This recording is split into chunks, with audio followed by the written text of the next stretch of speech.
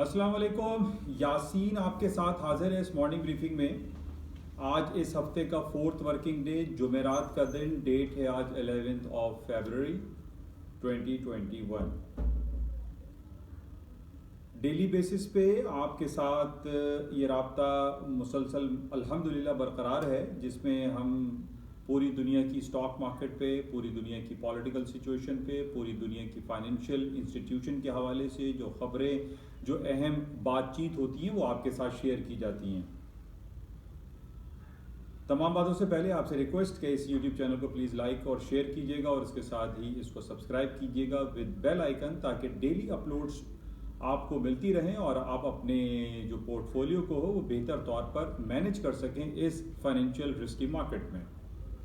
तो बहरहाल आज बड़ा इंपॉर्टेंट डे है। काफ़ी अरसे से मैं आपसे इस बात का जिक्र कर रहा हूँ कि आज यानी 11 फरवरी से चाइना और फार ईस्ट की तमाम मार्केटें लूनर ईयर हॉलीडेज फेस्टिवल के तौर पर या स्प्रिंग फेस्टिवल के हवाले से बंद रहेंगी और आज इसका पहला दिन है। तकरीबन 10 दिनों के लिए मार्केटें बंद हो जाएंगी, बंद रहेंगी और इसका इफेक्ट डायरेक्टली या इनडायरेक्टली पूरी दुनिया की फाइनेंशियल मार्केट पर पड़ता है।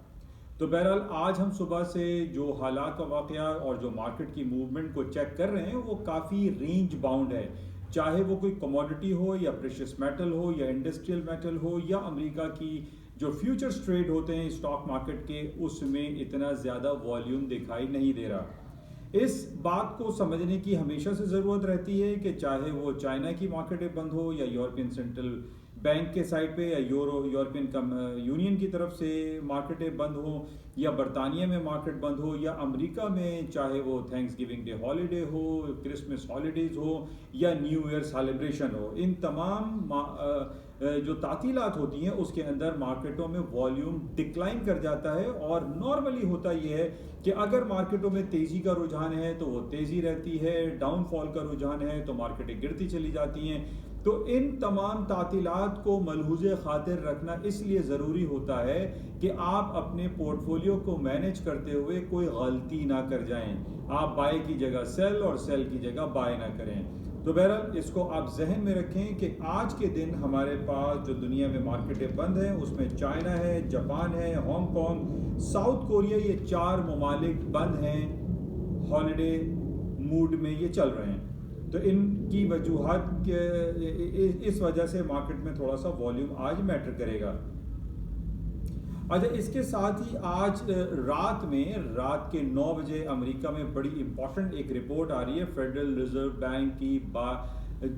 6 मंथली जो रिपोर्ट है, हाफ ईयरली रिपोर्ट, वो आज शाया की जाएगी। इसकी बड़ी इंपॉर्टेंस है और इसके ऊपर बहस होगी, ये कांग्रेस में पेश की जाएगी और इसमें तमाम मामलात को चेक किया जाएगा कि federal reserve bank economic activities के हवाले से, इकोनॉमिक बूम के हवाले से क्या किरदार अदा कर रही है।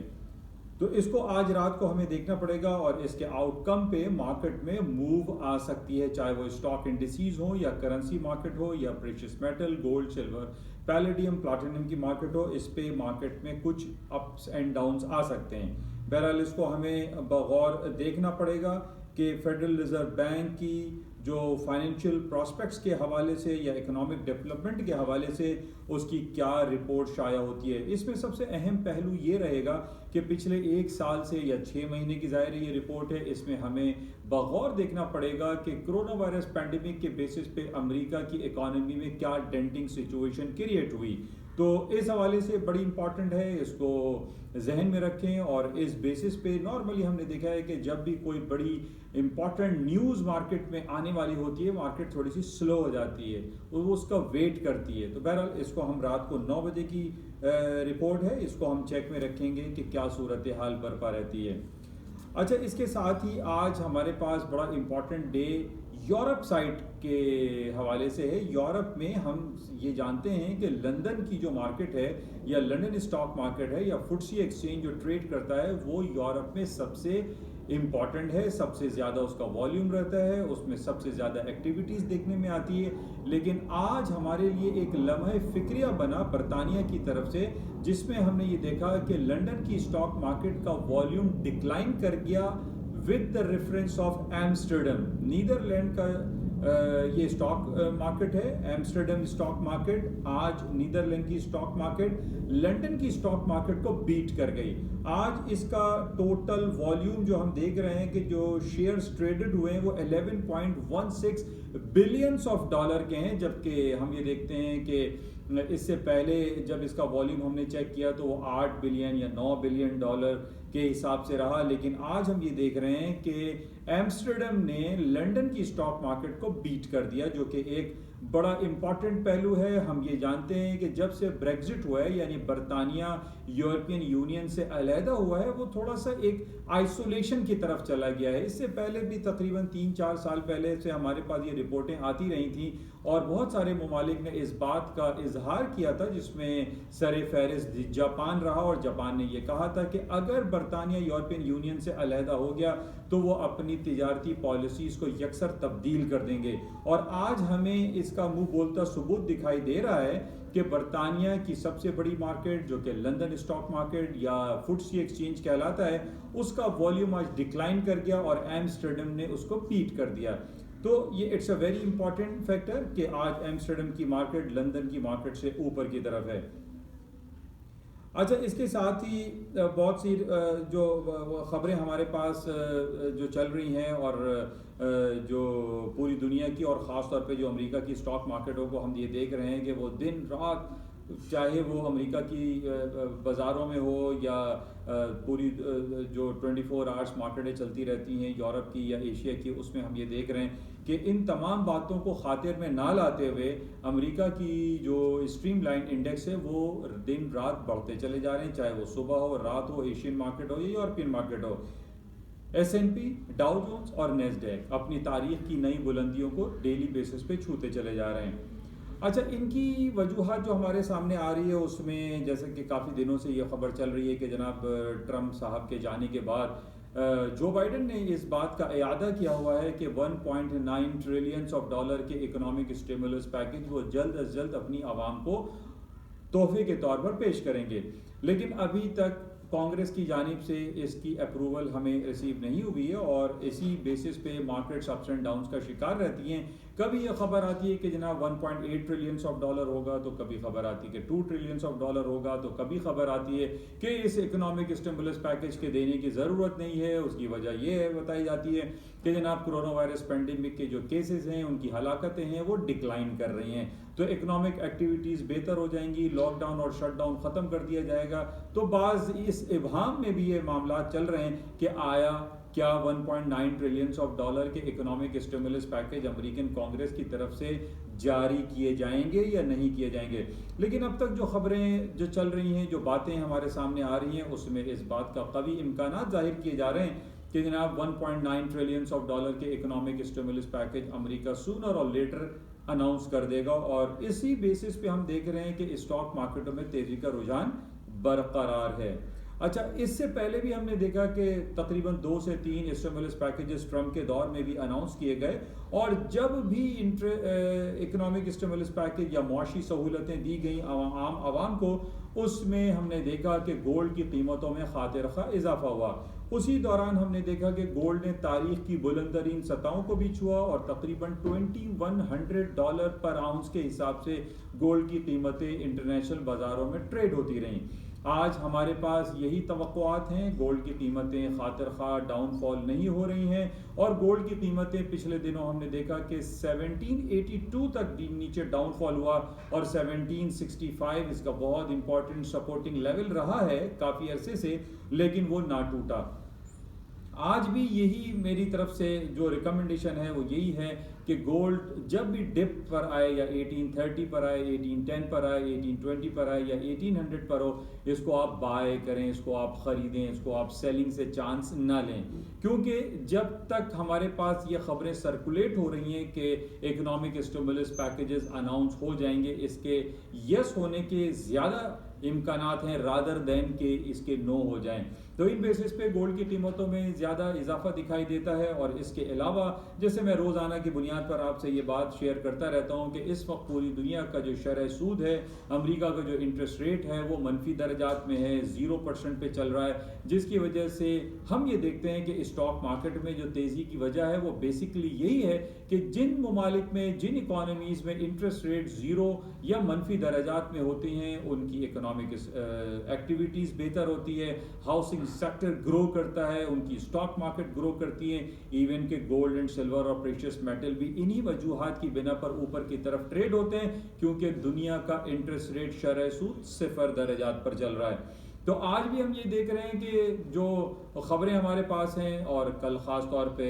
अमेरिका की फेडरल रिजर्व बैंक के चेयरमैन वेबिनार, जो कि सेमिनार का एक नया फॉर्म है, जो कि वेब के या जूम टेक्नोलॉजी या नेट बेस पे जो स्पीच दी जाती है, जो सेमिनार अटेंड किया जाता है, कल मिस्टर जेरेमी पावल ने यही ऐलान किया, यही इंडिकेशन दी, यही इशारे दिए कि लॉन्गर पीरियड ऑफ टाइम के लिए अमेरिका का इंटरेस्ट रेट 0% पे या 0 से 25 बेसिस पॉइंट तक ही इंटैक्ट रहेगा, इसमें कोई तब्दीली के चांसेस अभी मौजूद नहीं। ये पॉजिटिव इंडिकेशन थी, और इसी वजह से हम देख रहे हैं कि स्टॉक्स में वो डाउनफॉल अभी भी नहीं दिखाई दे रहा जिसकी लोग तवक्को कर रहे थे कि ट्रम्प के बाद जेरेमी पावल साहब जो हैं कहीं कोई ऐसा इशारा दे देंगे कि इंटरेस्ट रेट आइंदा चंद मीटिंगों में बढ़ाया जाएगा, लेकिन ऐसा कोई इशारा हमें मौसूल नहीं हुआ।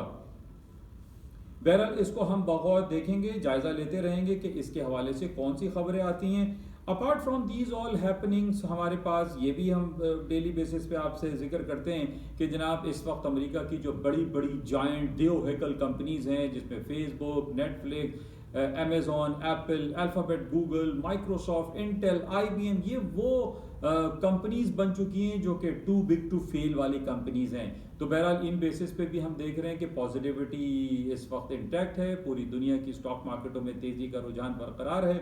और एक बड़ा इंपॉर्टेंट पहलू, जैसे कि पहले भी मैं कई तातीलात के हवाले से आपसे जिक्र करता रहता हूँ कि जनाब जैसे अब हम देख रहे हैं कि पूरे चाइना में या फार ईस्ट में जो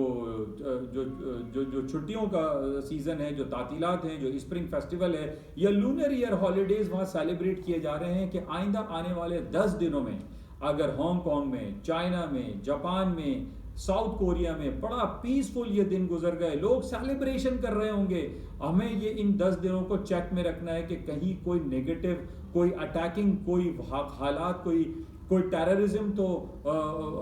वकू पजीर नहीं होता इन 10 दिनों में, आइंदा 10 दिनों में इन तमाम ममालिक में। तो उसके बाद आप इस बात को चेक कीजिएगा। पहले भी मैं आपसे ये कह चुका हूं कि जब इन 10 दिनों में कुछ भी नहीं होता, अमन और शांति के साथ ये छुट्टियों के दौर गुजर जाते हैं, स्टॉक मार्केटों में एक और मजीद इंजेक्शन लगता है और मार्केटें ऊपर की तरफ जाना शुरू हो जाती हैं। इस पॉइंट को आप बड़ा इंपॉर्टेंस दीजिएगा कि इन आइंदा एक हफ्ते 10 दिनों में हमें इन पूरी इकोनॉमीज को, जहां छुट्टियां चल रही हैं, हालात खुशगवार अगर गुजरते हैं तो स्टॉक्स में मजीद तेजी आ जाएगी। अच्छा, इसके अलावा कुछ खबरें पाकिस्तान स्टॉक मार्केट के हवाले से। बड़ा ज़बरदस्त पाकिस्तान की स्टॉक में कल एक तारीख रकम हुई 16 साल के बाद, यानी 16 ईयर्स 2005 का वाक़या है जब पाकिस्तान की स्टॉक मार्केट ने अपने number of shares 1 billion shares के मार्क को क्रॉस किया था। और कल हमारे पास ये तारीख दोहराई गई, जिसमें अंग्रेजी में ये कहा जाता है कि हिस्ट्री रिपीट्स इटसेल्फ। और कल यही हुआ, 16 साल के बाद पाकिस्तान की स्टॉक मार्केट ने अपनी तारीख को दोहराया और 1 बिलियन शेयर्स की जो तिजारती सरगर्मियां थी उसको क्रॉस कर गया। हमें यह मालूम है कि सन 2005 में 1.09 बिलियन शेयर्स का कारोबार हुआ था और कल हमारे पास ये रिपीट हुआ। लेकिन थोड़ा सा फर्क हम सिर्फ ये देख रहे हैं कि कल जो तिजारती सरगर्मियां पाकिस्तान स्टॉक एक्सचेंज में हुई या कराची स्टॉक एक्सचेंज में हुई, उसमें जो टोटल वैल्यू थी वो 27 बिलियन रुपीस की थी। लेकिन जब हम मवाजना करते हैं 2005 में जाके, तो उसमें 106 अरब रुपए की शॉपिंग लोगों ने की, स्टॉक्स की खरीदारी की तो कहाँ 27 अरब रुपए और कहाँ 106 अरब रुपए। लेकिन हम ये देख रहे हैं कि एक एक positive sentiments Pakistan stock market में आ रहे हैं वो बड़े ज़बरदस्त हैं। और हम ये देख रहे हैं कि ख़ास तौर पे जो टेक्नोलॉजी सेक्टर है और ख़ास तौर पे जिसमें हम टीआरजी का जिक्र देख रहे हैं कि टीआरजी की कीमतें जो कि पिछले साल भर अगर आप देखें तो 40, 50, 60 रुपए चल रहा था, आज वो 130, 140 रुपए की हदूद को भी उबूर कर चुका है। तो ये जितने भी हमारे पास जो टेक्नोलॉजी सेक्टर है इसके अंदर बहुत ज़्यादा पोटेंशियल एग्जिस्ट करता है। और इसी तरीके से नया पाकिस्तान हाउसिंग स्कीम के हवाले से इमरान खान साहब ने जो इनिशिएटिव्स लिए हुए हैं उसकी वजह से पाकिस्तान स्टॉक मार्केट में बहुत ज़्यादा पोटेंशियल एग्जिस्ट कर रहा है। और हम ये देख रहे हैं कि जिस तरीके से अमेरिका का नेस्डैक है, S&P है, डाउ जोन्स है, और ख़ास तौर पे जब हम नेस्डैक की बात करते हैं जिसके अंदर टेक्नोलॉजी सेक्टर है, फार्मास्यूटिकल कंपनीज लाए करती हैं, और इसी तरीके से हमारे पाकिस्तान में भी यही हो रहा है कि जो TRG है, नेटसोल है, जो कि हाईटेक इंडस्ट्रीज हैं, और इसके साथ जो फार्मास्यूटिकल कंपनीज के शेयर्स हैं उनमें काफ़ी पोटेंशियल एग्जिस्ट करता है और मार्केटें ऊपर की तरफ जा रही हैं। बहरहाल कल हमारी तारीख में 16 साल के बाद एक बड़ा अहम वाक़या हुआ और 1 बिलियन यानी 1 अरब शेयर से ज़्यादा का तिजारती जो सरमायाकारी हुई उसमें लोगों ने इंटरेस्ट शो किया और अभी भी मज़ीद इंटरेस्ट दिखाई दे रहा है। अच्छा, एक पॉइंट हम पिछले काफ़ी दिनों से देख रहे थे कि एक पाकिस्तान स्टेट बैंक ने एक बड़ा इनिशिएटिव लिया, एक नई पॉलिसी मुरतब की और एक नया सिस्टम लेकर आए अकाउंट ओपनिंग के हवाले से। और रोशन डिजिटल अकाउंट के हवाले से हमारे पास ये खबर आई कि तकरीबन $400 मिलियन की इन्वेस्टमेंट फॉरेन पाकिस्तानी ने, जो बैरून मुल्क पाकिस्तानी जो हमारा असासा है, उन्होंने अकाउंट खोले और पाकिस्तान के अंदर उन्होंने रेमिटेंसेस को भेजा। अभी हमारे पास खबर ये आ रही है कि वो $500 मिलियन के बेंचमार्क को क्रॉस कर गया है। पॉइंट जो मैं आपसे जिक्र करना चाह रहा हूँ उसकी बड़ी इंपॉर्टेंस है और वो ये है कि हम ये देख रहे हैं कि पाकिस्तान में रास्ट, रोशन डिजिटल अकाउंट, या नया पाकिस्तान सर्टिफिकेट के हवाले से बहुत सारे इनिशिएटिव पाकिस्तान स्टेट बैंक ले रहा है। लेकिन पॉइंट इज़ वेरी इंपॉर्टेंट कि हम ये देख रहे हैं कि महीने, 10 दिन या 2 महीने के लिए इन तमाम जो पॉलिसीज़ हैं या जो इनिशिएटिव्स हैं, रोशन डिजिटल अकाउंट या नया पाकिस्तान सर्टिफिकेट एंड रास्ट के हवाले से हम मीडिया चैनल्स पे ये देखते हैं कि वो 15-10 दिन या 1 महीने तक इनकी प्रमोशंस होती हैं, मार्केटिंग होती है, उसके बाद ये कूल डाउन हो जाते हैं। तो मेरा एक सजेशन है स्टेट बैंक ऑफ पाकिस्तान के लिए या हुकूमत पाकिस्तान के लिए या कॉमर्स मिनिस्ट्री या हमारे जो फाइनेंशियल इंस्टीट्यूशन की जो मार्केटिंग स्ट्रेटजी जो मुरतब करते हैं, जो डेवलप करते हैं, वो इसको परपेचुअल बेसिस पे लागू करें। वो सिर्फ महीने, 15 दिन या 2 महीने के लिए इसको लागू ना करें, बल्कि रोशन डिजिटल अकाउंट और तमाम जितनी इनिशिएटिव्स हैं इसको लॉन्गर पीरियड ऑफ टाइम के लिए अपने तमाम मीडिया पे, अपने तमाम सोशल नेटवर्क पे, अपने तमाम जो हमारे चैनल्स हैं उनके ऊपर मुस्तकिल बेसिस पे, परमानेंट बेसिस पे इसकी मार्केटिंग होनी चाहिए और इसकी रोड शो होने चाहिए कि सड़क पर भी लोगों को बताया जाए और आगाही फराम की जाए कि जनाब ये अकाउंट ओपन करें और पाकिस्तान की इकॉनमी में अपना अहम किरदार अदा करें। तो बहरहाल एक सजेशन है हुकूमत पाकिस्तान अपने स्टेट बैंक के लिए कि वो इन तमाम पॉलिसीज़ को जो ये लेकर आते हैं इसको लॉन्गर पीरियड ऑफ टाइम के लिए डिजिटल मीडिया पे और इसकी प्रमोशन को कंटिन्यू रखें। और ये बड़ी खुशाइन बात है कि हम $500 मिलियन के बेंचमार्क को क्रॉस कर गए हैं in a single move Roshan digital account में। और हमारी उम्मीद और ख्वाहिशात यही हैं कि पाकिस्तान और ज़्यादा तरक्की करे और पाकिस्तान के अकाउंट्स में ज़्यादा से ज़्यादा फॉरेन रेमिटेंस इन हो। बहरहाल ये कुछ खबरें आपके साथ शेयर की जा रही हैं, शेयर की जाती रहेंगी इंशाअल्लाह। कल हमारे पास जो रिपोर्ट्स थी CPI वगैरह की वो भी आपने देख ली। और कल गोल्ड की मार्केट एक सडन मार्केट थोड़ी सी अपसाइड पे चली गई थी और लोगों को समझ में नहीं आ रहा था कि ऐसा क्या हुआ कि गोल्ड की मार्केट जो कि तकरीबन 1840 पे चल रही थी वो 1856 तक मार्केट चली गई, 1856 का। हमारे पास ये खबर है कि पिछले दिनों जैसे जो बाइडन ने ये ऐलान किया था कि वो सऊदी अरब का अब साथ नहीं देंगे यमन वॉर के हवाले से, तो कल हमने देखा कि हौसी कबाइल जो कि सदर्न स्टेट्स हैं, जो सऊदी अरब के नीचे के जो इलाके हैं, उनके जो सूबे हैं, वहाँ पर एक फायर हुआ, वहाँ पर एक रॉकेट मारा गया और वो रॉकेट, छोटा रॉकेट जो कि सऊदी अरब के एयरप्लेन पे जाके हिट हुआ, जो लैंडिंग पोजीशन में था, जो स्टैंडिंग पोजीशन में था, लेकिन ये बड़ा नेगेटिव हुआ और लोगों में खतरा